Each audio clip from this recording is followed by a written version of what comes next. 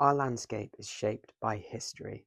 Those who come before us explain these places with myths, and nowadays we try to expel myth with history, but they both tell us the same story, the story of us.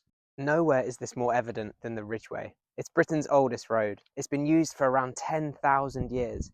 I'll be walking a stretch of it today, passing through some of Britain's most iconic landmarks and exploring the history and folklore behind them.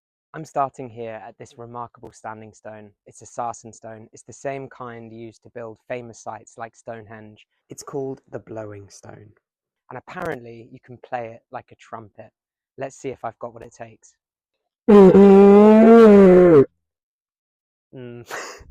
Kind of works.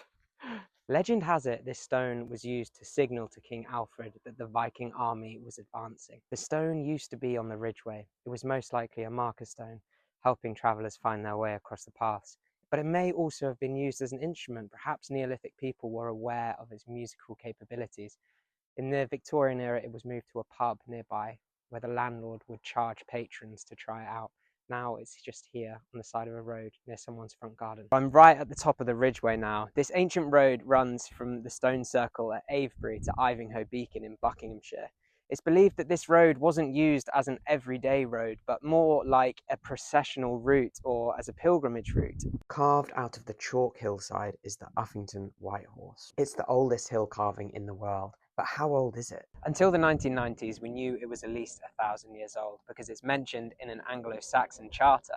But using modern science, archaeologists were astounded to learn that it dates back to 1000 BCE.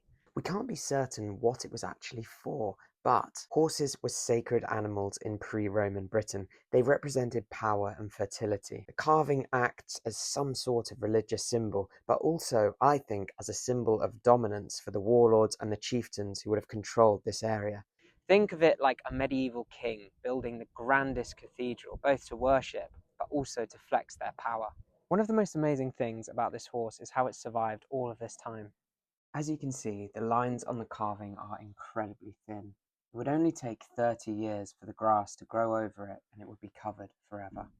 Every 7 years or so, the horse would be re-chalked.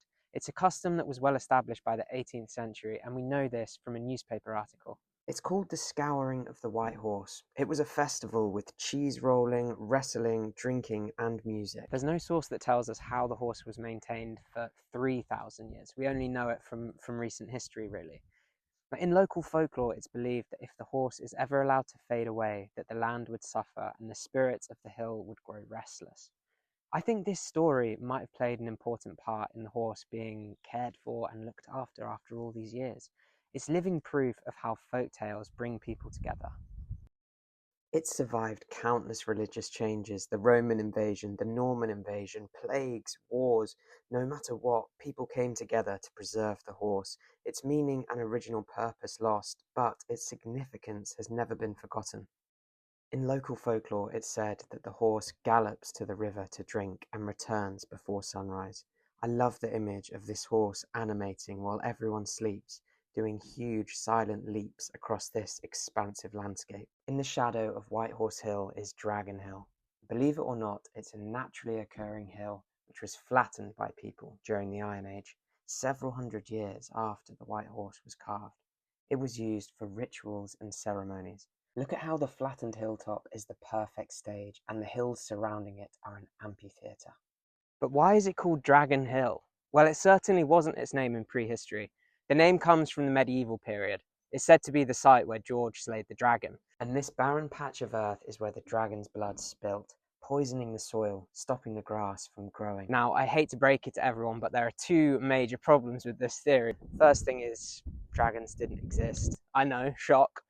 And secondly, St. George never came to England. What it does show us is that in the minds of medieval Christians, this landscape still had a mythical importance.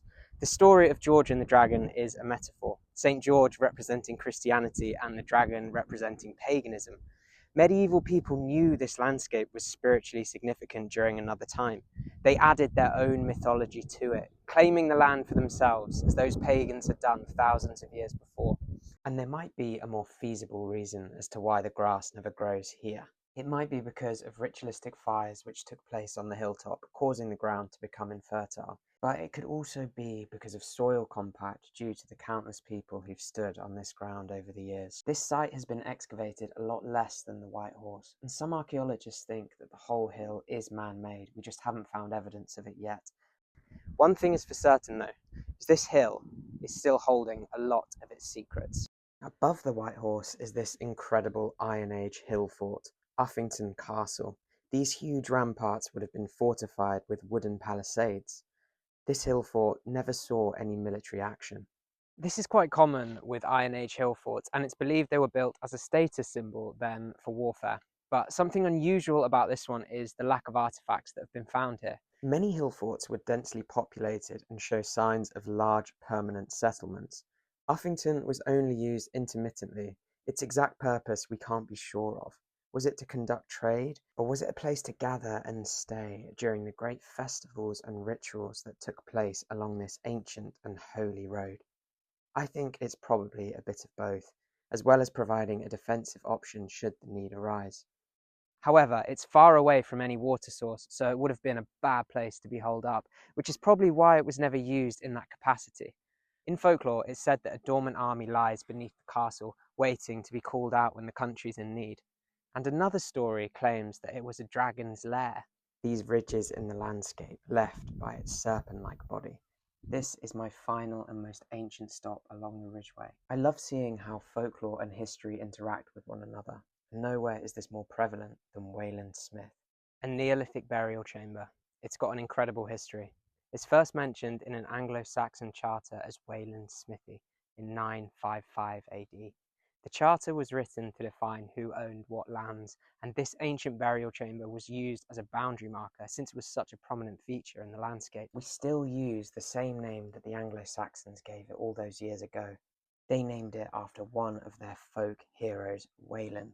Wayland was a genius blacksmith who could make the finest armor and jewelry. He even crafted armor for Beowulf. Wayland was taken captive by a cruel king who intended to monopolize on his craftsmanship. He cut Wayland's hamstrings and left him permanently wounded. Wayland toiled away, making beautiful things for the king, while slowly plotting his revenge. When the time was right, he snuck out at night and killed the king's son, and then escaped on a winged contraption he made in his forge. But this place is far older than the Anglo-Saxons. Built 5,500 years ago, making it the oldest feature I'm visiting today by several thousand years. This tomb was the final resting place of at least 14 people. Men, women and children. It's common in burial chambers for several generations to be interned over a period of many decades. Something unique about this tomb is that 2 of the men buried here died from blunt force trauma to the head. Perhaps these men lived through a very violent era. As farming spread through this part of the country and land became more scarce, conflict would have broken out. These men could have also been human sacrifices. It's impossible to say, but we can't rule it out. But this place wasn't all about violence and doom. It was used as a ritual site for celebrations. The burial chamber itself is small, and the rest of the mound would have acted like a meeting place for festivals. Great celebrations would have taken place here, and maybe even marriages. The Ridgeway hasn't changed much for thousands of years. Whilst the world below it shifts, this place holds our history beneath the earth and collects our memories and traditions. It was sacred before us, and it will be sacred long after we're gone.